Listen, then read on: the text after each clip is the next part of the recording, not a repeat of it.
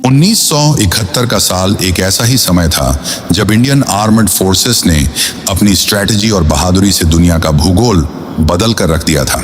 एक तरफ ईस्ट पाकिस्तान में पाकिस्तानी सेना जुल्म की सारी हदें पार कर रही थी और दूसरी तरफ इंडिया के सामने एक ऐसा क्राइसिस था जिसने देश की इकोनॉमी को खतरे में डाल दिया था। ये कहानी है उस मास्टर स्ट्रोक की जहां इंडियन इंटेलिजेंस एजेंसी रॉ ने एक फर्जी हाईजैक करवाकर पाकिस्तान की कमर तोड़ दी। ये कहानी है उस डिप्लोमेटिक बोल्ड स्टेप की जब इंडिया ने अमेरिका के प्रेसिडेंट निक्सन और उनके यूएसएस एंटरप्राइज एयरक्राफ्ट कैरियर को रोकने के लिए सोवियत यूनियन की न्यूक्लियर सबमरीन को मैदान में उतार दिया। कैसे इंडियन आर्मी के फील्ड मार्शल सैम मानेकशॉ ने 93,000 पाकिस्तानी सोल्जर्स को घुटनों के बल लाकर दुनिया का सबसे बड़ा मिलिट्री सरेंडर करवाया। हर मोड़ पर सस्पेंस और रोंगटे खड़े कर देने वाले टैक्टिकल ऑपरेशन से भरी यह कहानी आपको बताएगी कि कैसे इंडिया ने एक नया देश बांग्लादेश बनाया।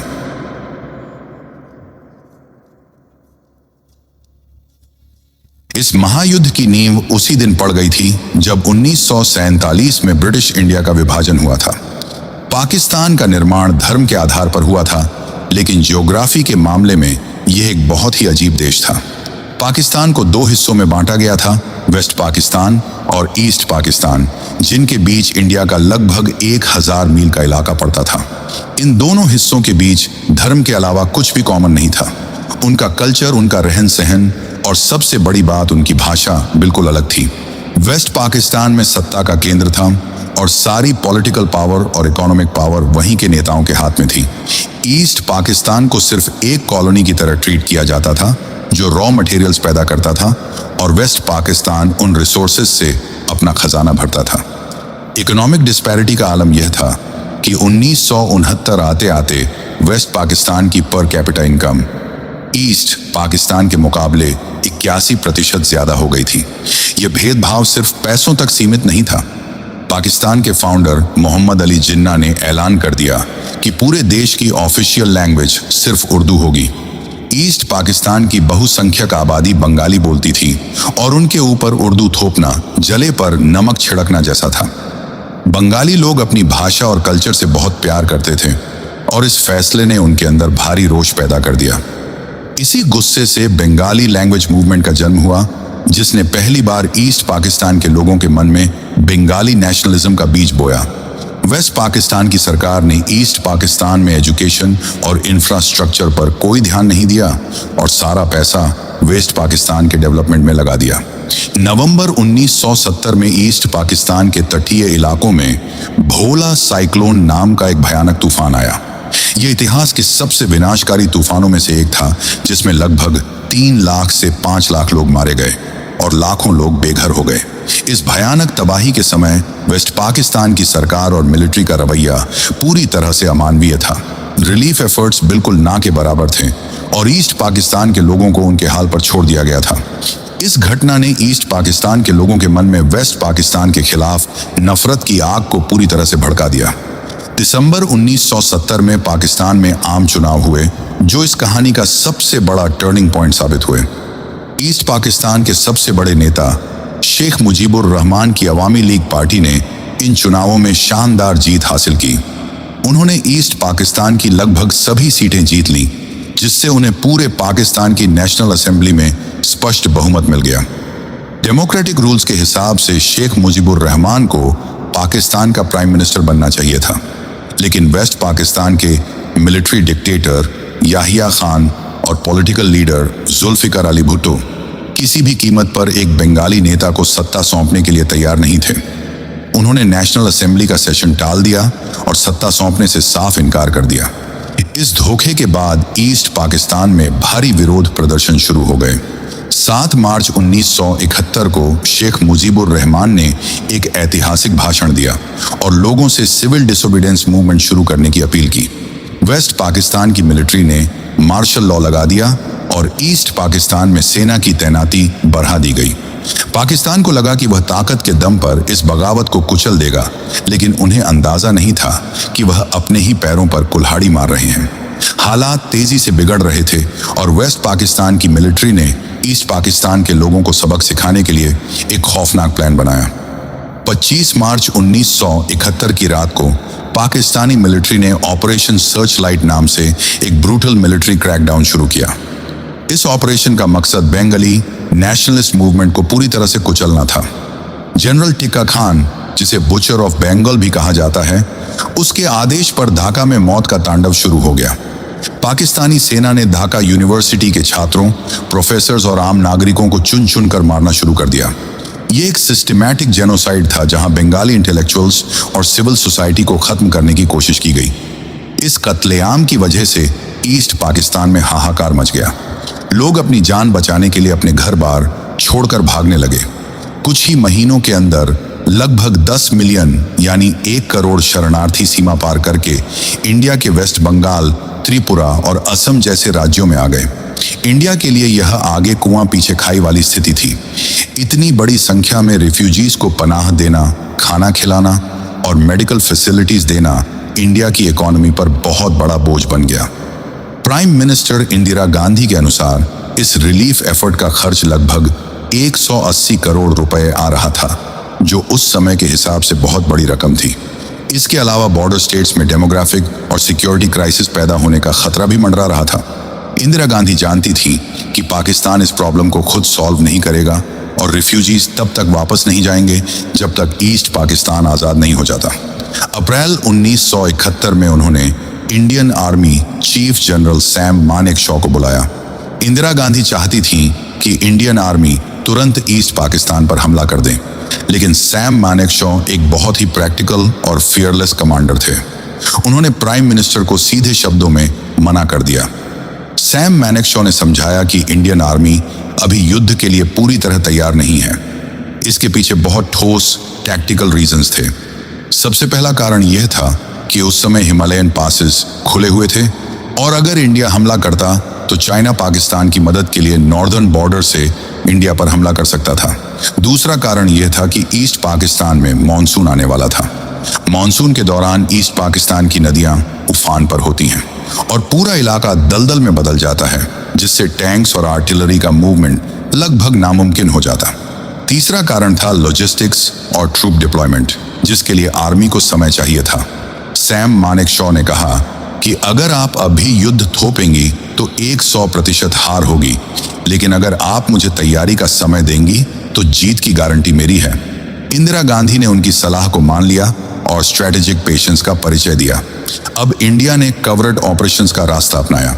इंटेलिजेंस एजेंसी RNAW ने एक ऐसा बोल्ड स्टेप लिया जिसने पाकिस्तान की मिलिट्री मूवमेंट को बहुत बड़ा झटका दिया।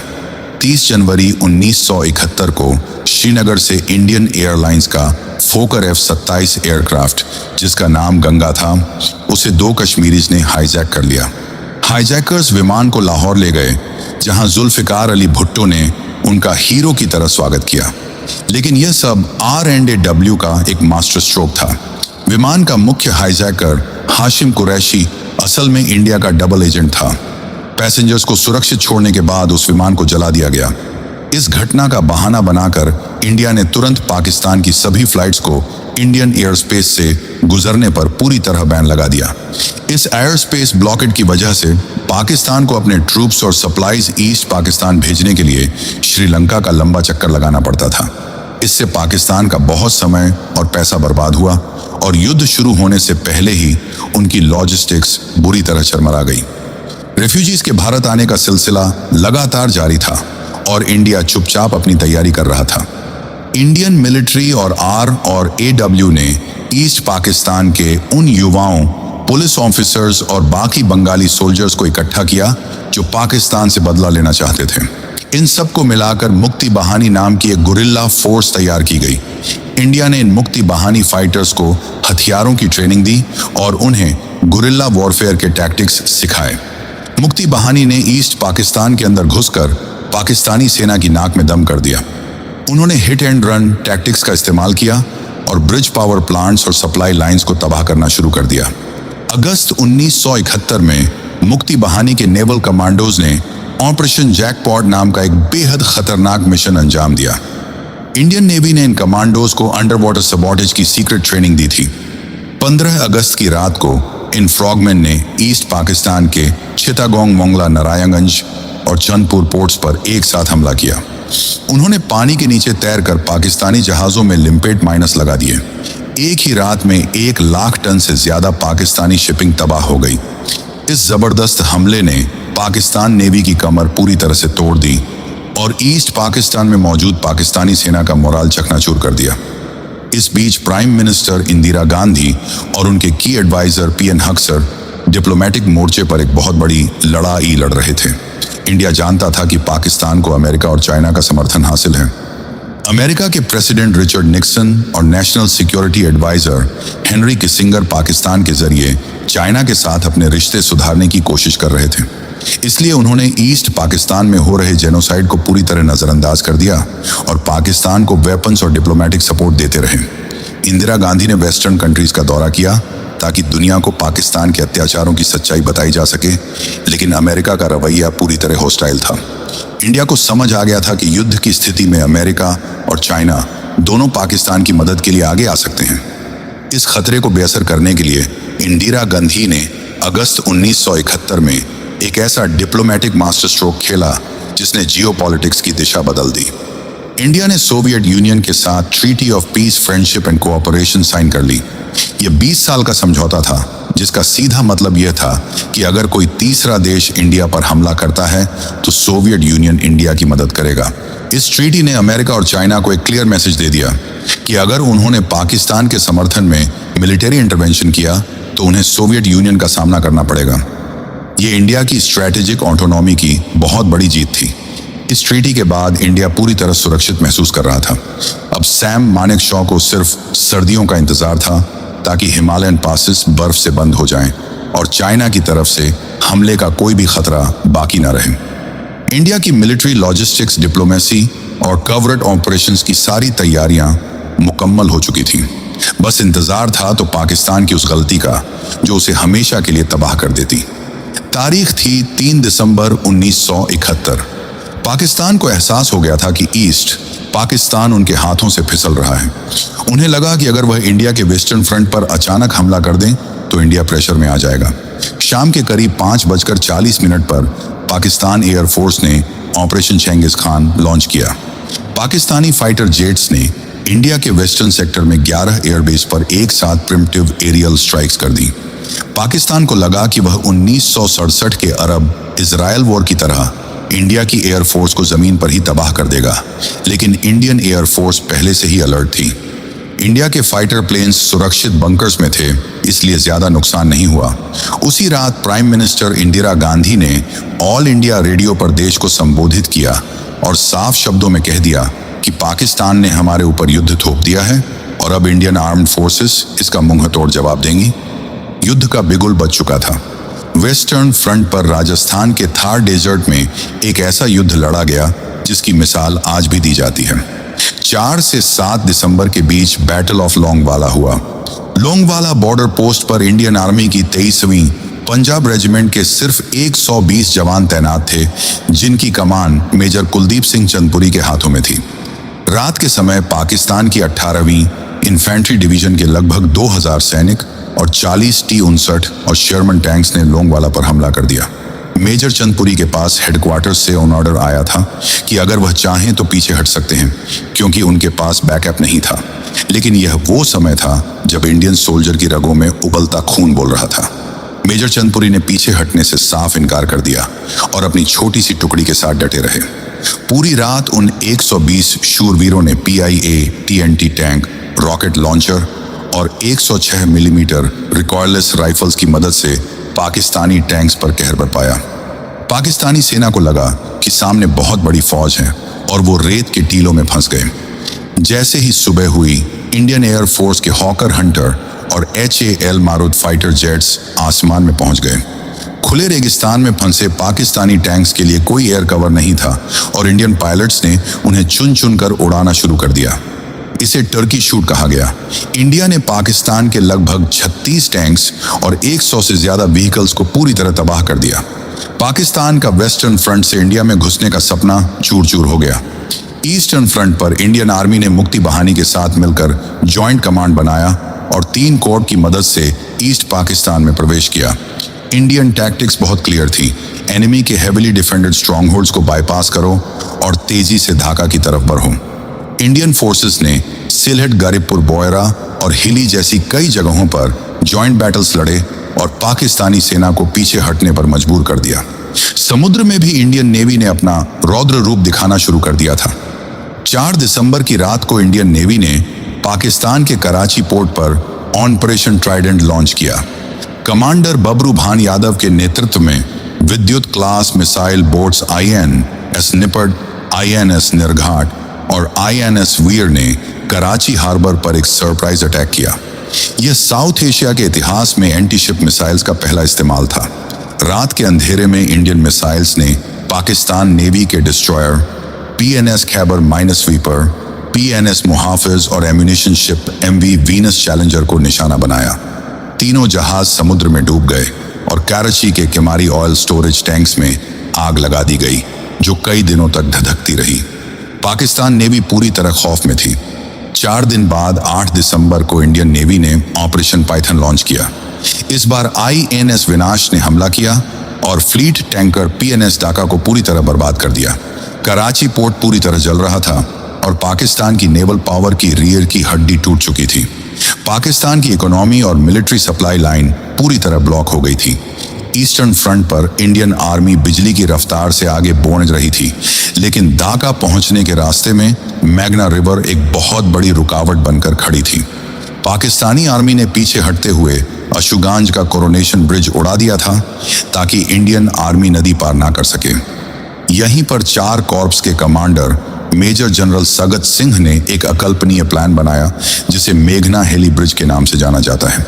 9 दिसंबर से 12 दिसंबर के बीच इंडियन एयर फोर्स के 14 AMI-4 हेलीकॉप्टर्स ने लगातार उड़ान भरी। ग्रुप कैप्टन चंदन सिंह की कमान में रात के अंधेरे में बिना किसी प्रॉपर नेविगेशन एड्स के 700 से ज्यादा सैनिकों और हेवी आर्टिलरी गन्स को नदी के पार रायपुरा में ड्रॉप किया गया। मुक्ति बाहिनी के लोगों ने जमीन पर आग जलाकर लैंडिंग जोन को मार्क किया था। यह एक अत्यंत खतरनाक मिशन था, लेकिन 200 से ज्यादा सॉर्टीज उड़ाकर इंडियन फोर्सेस ने ढाका का रास्ता पूरी तरह खोल दिया। इससे ठीक पहले 11 दिसंबर को टांगेल एयर ड्रॉप किया गया था। 2 पारा रेजिमेंट के 700 पैराट्रूपर्स को ढाका के पीछे पुंगली ब्रिज कैप्चर करने के लिए आसमान से ड्रॉप किया गया।